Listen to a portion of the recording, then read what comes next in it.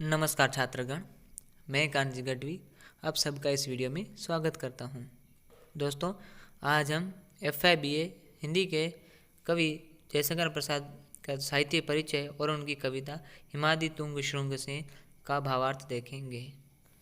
तो आइए पहले कवि जयशंकर प्रसाद का साहित्यिक परिचय देख लेते हैं। कवि जयशंकर प्रसाद जी का जन्म 30 जनवरी 1989 को काशी के एक प्रतिष्ठित वैश्य घराने में हुआ था। उनका परिवार सुंगनी साहू के नाम से विख्यात था। उनके पिता का नाम श्री देवी प्रसाद जी साहू था। प्रसाद जी के परिजन धनी होने के साथ साथ उदार भी थे। प्रसाद जी के पितामह इतने उदारात्मा थे कि गंगा स्नान से लौटते समय अपने पहनने के वस्त्र भी वे भिखारियों को दान दे देते थे। उदार होने के साथ साथ प्रसाद जी विद्या प्रेमी भी थे। उनकी मृत्यु 15 नवंबर सन 1937 को हुई थी। उनके साहित्य की बात करें तो उन्होंने काव्य, नाटक, उपन्यास, कहानी, निबंध आदि अनेक क्षेत्रों पर रचनाएं की या अपनी लेखनी चलाई। उनकी प्रमुख काव्य रचनाएं हैं झरना, आंसू, लहर, कामायनी, करुणालय आदि। प्रमुख नाटक हैं एक घूंट, ध्रुव स्वामिनी, विशाख, अजातशत्रु, स्कंदगुप्त और चंद्रगुप्त। उपन्यास की बात करें तो कंकाल, तितली, इरावती। और कहानी की बात करें तो छाया, प्रतिध्वनि, आकाशदीप, आंधी, इंद्रजाल। निबंध की बात करें तो काव्य और कला तथा अन्य निबंध। आइए कवि जयशंकर प्रसाद जी की कविता हिमाद्रि तुंग श्रृंग से का भावार्थ देखेंगे। पहले हम इस कविता का पठन करेंगे, पंक्तियों का पठन करेंगे, फिर उन पंक्तियों का भावार्थ देखेंगे। काव्य पंक्तियां हैं। हिमाद्रि तुंग श्रृंग से प्रबुद्ध शुद्ध भारती, स्वयं प्रभा समुज्ज्वला स्वतंत्रता पुकारती। अमर्त्य वीर पुत्र हो दृढ़ प्रतिज्ञ सो चलो, प्रशस्त पुण्य पंथ है बढ़े चलो बढ़े चलो। प्रस्तुत कविता में कवि प्रसाद ने एक चारण कविता किसी भूमिका का निर्वाह किया है। यह कविता राष्ट्रीय भावना से ओतप्रोत है और प्रत्येक भारतवासी को आगे बढ़ते रहने की महान प्रेरणा देती है, यानी कि प्रेरणादायी काव्य है। कवि ने हिमालय के उच्च शिखरों से भारतवासियों का आह्वान किया है और निरंतर प्रगति पथ पर बढ़ते रहने की दिव्य प्रेरणा दी है। यहाँ पर कवि ने कहा है कि हमें निरंतर आगे बढ़ते रहना चाहिए, यानी कि जो कर्म पथ है उस पर निरंतर हमें आगे बढ़ते रहना चाहिए, तो तभी ही सफलता हमें मिलेगी।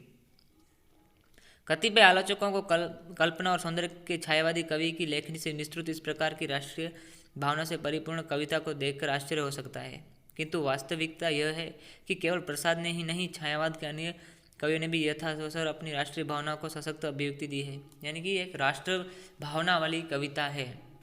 प्रस्तुत काव्य में कवि भारतवासियों को निरंतर आगे बढ़ते रहने के लिए प्रेरित करते हैं, यानी कि प्रस्तुत कविता में कवि प्रसाद जी भारतवासियों को निरंतर आगे बढ़ते रहने की प्रेरणा देते हैं।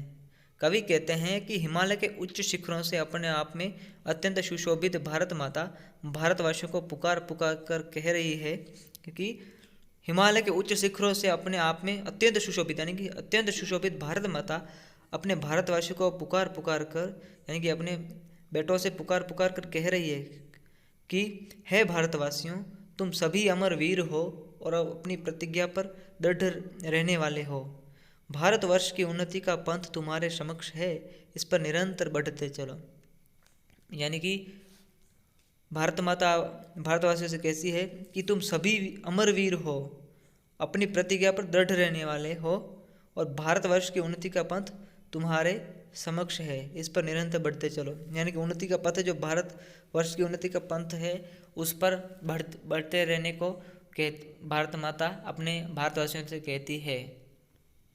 क्योंकि हम मेहनत करते रहेंगे, अपने पथ पर चलते रहेंगे, बिना डरे, बिना रुके, बिना थके, हम दृढ़ मन से या फिर दृढ़ प्रतिज्ञा से अगर हम कर्म पथ पर या अपने पथ पर चलते रहेंगे तो हम कामयाब होंगे और साथ ही साथ हम देश की उन्नति में भी सहयोग दे पाएंगे। इसलिए भारत माँ अपने भारतवासियों से कहती है कि तुम वीर पुत्र हो, तुम अमर हो, तुम दृढ़ शक्ति वाले हो, यानी कि तुम दृढ़ हो, प्रतिज्ञा पर तुम डटे रहते हो, अतः तुम भारतवर्ष की उन्नति के पंथ पर बढ़ते चलो बढ़ते चलो, इस पर निरंतर आगे बढ़ते रहो। भारतवर्ष की उन्नति का पथ तुम्हारे सामने है, और तुम इस पथ पर निरंतर चलते रहो, आगे बढ़ते रहो।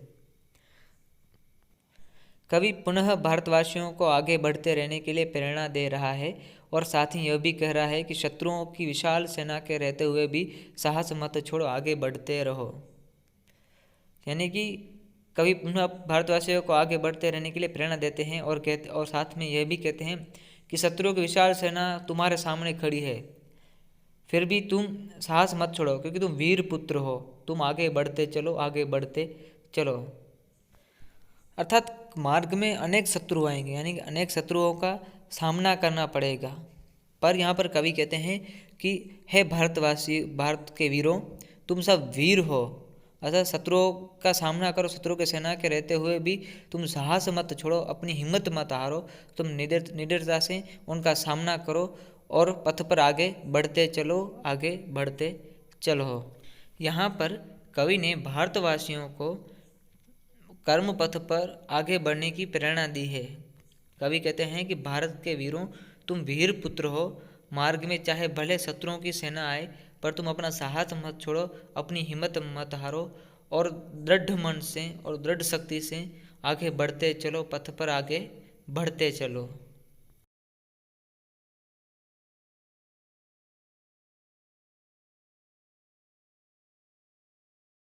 आगे की पंक्तियां हैं, असंख्य कीर्ति रश्मियाँ विकीर्ण दिव्य दाहसी, सपुत मातृभूमि के रुको न सूर्य साहसी, रात्रि सैन्य सिंधु में सुवाग्नि से जलो, प्रवीर हो जयी बनो बढ़े चलो, बढ़े चलो।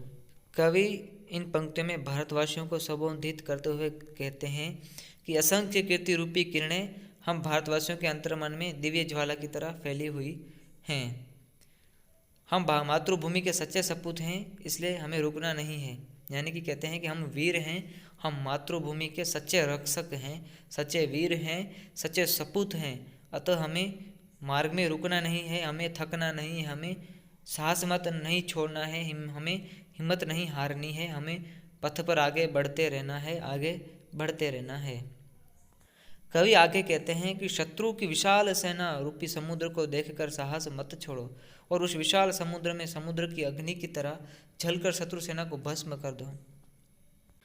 अर्थात कवि कहते हैं कि शत्रुओं की विशाल सेना को देखकर डरो नहीं, यानी कि जो शत्रु रूपी जो विशाल समुद्री सेना है उसको देखकर डरो नहीं, साहस मत छोड़ो, उनको देखकर हिम्मत मत हारो। पर कवि कहते हैं कि उस विशाल समुद्र में समुद्र की अग्नि की भांति, यानी कि समुद्र की अग्नि की तरह जलकर शत्रु सेना को भस्म कर दो। यानी कि जो मार्ग में जो शत्रु आ रहे हैं, जो शत्रु की सेना है, उनका डटकर सामना करो, उन पर विजय प्राप्त करो। तुम श्रेष्ठ वीर हो और तुम्हें विजयी होना है।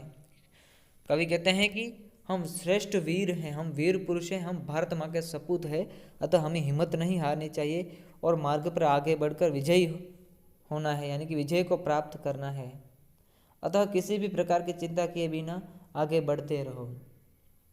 अर्थात कि हमें कोई भी चिंता किए बिना, कोई भी फिक्र किए बिना निडर होकर पथ पर आगे बढ़ना चाहिए। प्रस्तुत कविता में कवि ने भारत माँ के जो वीर पुरुष हैं, यानी कि भारत माँ के सपूत है, उन्हें आगे बढ़ने की प्रेरणा दी है। कवि कहते हैं कि मार्ग में चाहे कितने भी शत्रु क्यों ना आए, मार्ग में चाहे कितनी भी कठिनाई क्यों ना आए, लेकिन हम वीर पुरुष हैं, हम सपूत हैं, हमें आगे बढ़ते रहना चाहिए। उन मार्ग की जो समस्या हैं, जो मार्ग की जो कठिनाई हैं, जो शत्रु की सेना है, उन सबको पार करके हमें पथ पर आगे बढ़ते रहना चाहिए। हम वीर हैं, हम सपूत हैं, इसलिए कवि कहते हैं कि हमें निरंतर आगे बढ़ते रहना चाहिए। निष्कर्षतः कह सकते हैं कि प्रस्तुत कविता में कवि श्री जयशंकर प्रसाद जी ने भारतवासियों को राष्ट्र प्रेम की प्रेरणा दी है कि हम वीर पुरुष हैं और हमें पथ पर आगे बढ़ना चाहिए। भारतवर्ष का जो उन्नति पथ हमारे जो सामने है, उस पथ पर हमें बिना कोई भय रखे, यानी कि निडरता से उस मार्ग पर चलते रहना चाहिए। कवि कहते हैं कि हम वीर पुरुष हैं और मार्ग में भले चाहे शत्रुओं की सेना आए, हमें साहस नहीं छोड़ना चाहिए, हमें हिम्मत नहीं हारनी चाहिए, हमें अपने पथ पर निडरता से चलते रहना चाहिए। भारत माँ भी अपने वीरों से कहती है, पुकार पुकार कर कहती है कि हे भारतवासियों, तुम सभी अमर वीर हो और अपनी प्रतिज्ञा पर डट रहने वाले हो। भारतवर्ष की उन्नति का पथ तुम्हारे सामने है, इस पर निरंतर बढ़ते चलो, बढ़ते चलो। मुझे आशा है कि आपको यह वीडियो अच्छा लगा होगा। धन्यवाद।